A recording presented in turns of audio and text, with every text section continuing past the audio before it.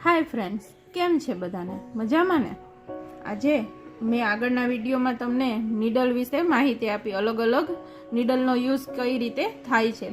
આજે આપણે રેશમ વર્ક કરીશું। રેશમમાં છે બે તારનો એટલે મીન્સ કે બે દોરાનો યુઝ કરી એનો ઉપયોગ કરી અને સાંકડી છે ચેન સ્ટીચ મીન્સ કે ચેન સ્ટીચ છે એ કરવામાં આવે છે। કોઈ પણ તમારે રેશમમાં કોઈ પણ વર્ક કરવું હોય, તમારે લોડિંગ કરવું હોય અથવા તો સાંકડી ચેન સ્ટીચ દ્વારા તમારે કોઈ જગ્યા ફિલઅપ કરવી છે તો બે દોરા બે તારનો યુઝ કરી અને છે વર્ક કરવામાં આવે છે। એના માટે છે આપણે બે તાર નીડલનો યુઝ કરીશું, જેની મદદથી સ્પીડથી અને ઇઝીલી તાર રેશમના દોરાથી વર્ક થશે અને રેશમ ફાટશે પણ નહીં જરા પણ। તમારે આ રીતે બે દોરા લઈ અને વર્ક કરવામાં આવે છે।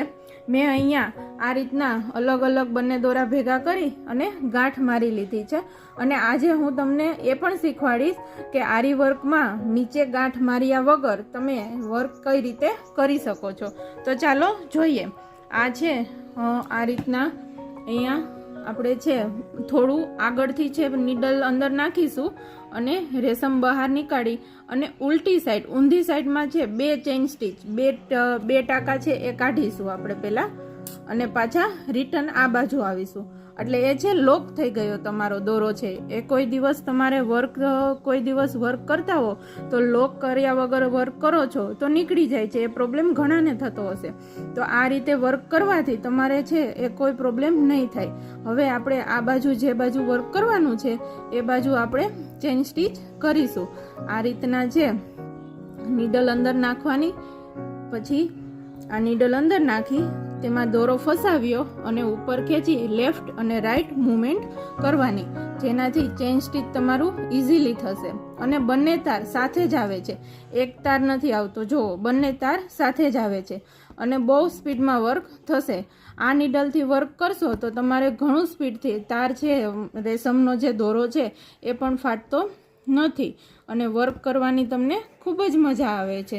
જો તમને મારા વિડીયો ગમતા હોય તો શેર, લાઈક અને સબસ્ક્રાઈબ કરજો મારી ચેનલને, તો વધારે ને વધારે તમને માહિતી મળતી રહેશે। આવા જ નવા વિડીયો જોવા માટે મારું ઇન્સ્ટાગ્રામ પેજ અને યુટ્યુબ ચેનલ સબસ્ક્રાઈબ કરવી અને વધુ માહિતી માટે સ્ક્રીન ઉપર આપેલા નંબર પર કોલ અથવા મેસેજ દ્વારા માહિતી મેળવવી।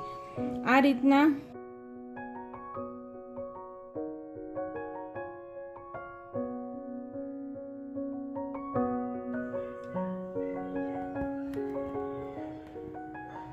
અને જ્યાં ગોલાઈ આવતી હોય, વળાંક લેતી હોય, કોઈ ડિઝાઇન કે રાઉન્ડ બનાવતા હોય તો ત્યાં છે સાંકડી મીન્સ કે ચેન સ્ટીચની જે ટાંકો નીકાળો, સ્ટીચ નીકાળો એ નાના નીકાળવા, જેનાથી રેશમનો જે સ્ટીચ નીકળે છે એ નાનો હશે તો છે તે ડિઝાઇન વ્યવસ્થિત પ્રોપર દેખાશે, નહીતર ડિઝાઇન છે દેખાશે નહીં અને થોડીક ગડબડ જેવું થઈ જશે, એટલા માટે।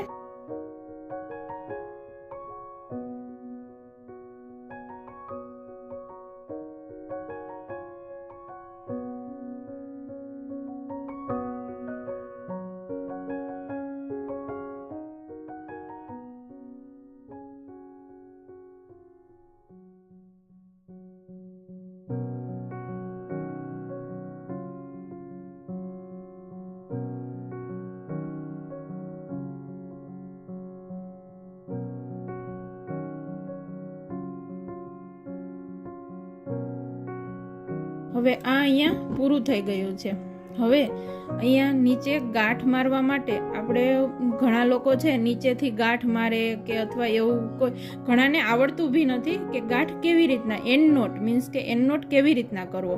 તો આ જે છે આ દોરો આ રીતના છે બહાર રાખવાનો અને એની એક્ઝેક્ટ બાજુમાં છે બીજો ટાંકો નીકાળવાનો, એની વચ્ચેથી જ આ રીતના, આ એક અને આ બીજો, આ પેલી જે પેલો છે અને આ બીજો નીકાળેલો છે એને છે આની વચમાંથી આ રીતના સરકાવવાનો છે મીન્સ કે નીકાળવાનો છે અને પછી આ રીતના તે દોરો મૂકી દેવાનો છે અને વચમાં જે લૂપ બન્યો છે આ રીતના ગોળ અને પેલો જે દોરો આપણે છોડી દીધો હતો એને પાછો પકડી લેવાનો અને એને ખેંચવાનો અને પછી બંને દોરા મૂકી દેવાના એટલે તમારે એન્ડ નોટ થઈ ગયો.